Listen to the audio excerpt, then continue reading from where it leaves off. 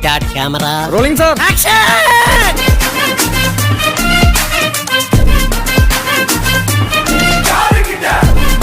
നിങ്ങളെ ക്യാമറ ഒന്ന് അങ്ങോട്ട് തിരിക്കണം, സ്റ്റേജിലേക്ക് ക്യാമറ ഒന്ന് തിരിച്ചു നോക്കൂ. അവിടെ ഒരു വ്യക്തി ഇരിക്കുന്നുണ്ട്. എന്താണ് അവിടെ ഇരിക്കാനുള്ള മാനദണ്ഡം? പ്രധാനമന്ത്രിയുടെ ഓഫീസ് എന്ത് മാനദണ്ഡത്തിലാണ് ഒരു രാഷ്ട്രീയ പാർട്ടി സംസ്ഥാന അധ്യക്ഷന് ഇവിടെ ഈ സ്റ്റേജിൽ നേരത്തെ തന്നെ വന്ന് ഇരുന്ന് മുദ്രാവാക്യം വിളിക്ക് നേതൃത്വം കൊടുക്കുകയാണ്? ഇത് രാഷ്ട്രീയ അല്പത്തരല്ലേ? രാഷ്ട്രീയ അല്പത്തരായി തന്നെ ഇതിനെ കാണേണ്ടതുണ്ട്.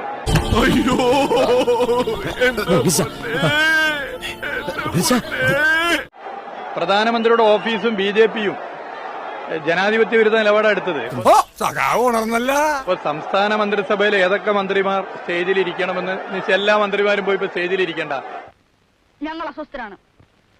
ഈ വ്യവസ്ഥിതിയിൽ ഞങ്ങൾക്ക് വിശ്വാസമില്ല. പാർട്ടി അതേ ഒരേ ഒരു രാഷ്ട്രീയ പാർട്ടിയുടെ സംസ്ഥാന അധ്യക്ഷനെ മാത്രം മറ്റൊരു ജനപ്രതിനിധി ഒന്നുമല്ല വേദിയിൽ ഇരുത്തുക. നിയാസിന്റെ ഒരു കരച്ചിൽ ഞാൻ കണ്ടു. ഇത് എന്ത് ജനാധിപത്യമാണ്? പിന്നെ മൂപ്പരുടെ ഗവൺമെന്റ് ഒക്കെ നല്ല ജനാധിപത്യം. നിങ്ങൾക്ക് ഹറാമല്ലേ? ഇങ്ങനെയുള്ള ചില പ്രത്യേക സാഹചര്യങ്ങളിൽ ഞാനതൊന്നും നോക്കാറില്ല സാറേ. വേദിയിൽ ഇരുത്തിയിട്ടുള്ളത് ഇത് മലയാളി ചർച്ച ചെയ്യും. മലയാളി എന്തായാലും ചർച്ച ചെയ്യും.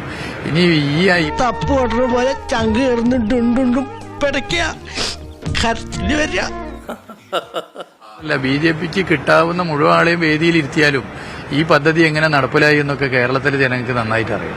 ഏതാനും അതിസമ്പന്നരുടെ താല്പര്യം സംരക്ഷിക്കാൻ വേണ്ടി നീങ്ങുന്നതിന്റെ ഭാഗമായി വരുന്നൊരു കാര്യം. അന്നത്തെ മുഖ്യമന്ത്രി എന്നുള്ള നിലയിൽ ഉമ്മൻചാണ്ടി ഈ പദ്ധതി യാഥാർത്ഥ്യമാക്കാൻ വേണ്ടിയിട്ട് പരിശ്രമിച്ച ഒരാൾ തന്നെയാണ്.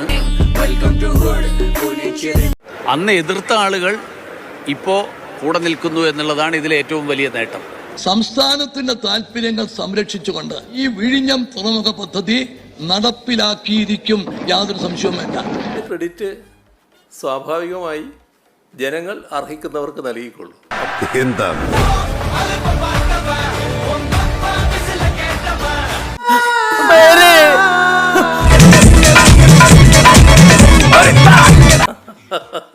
Yeah, I'm here to make you hurt. That's the only way I work.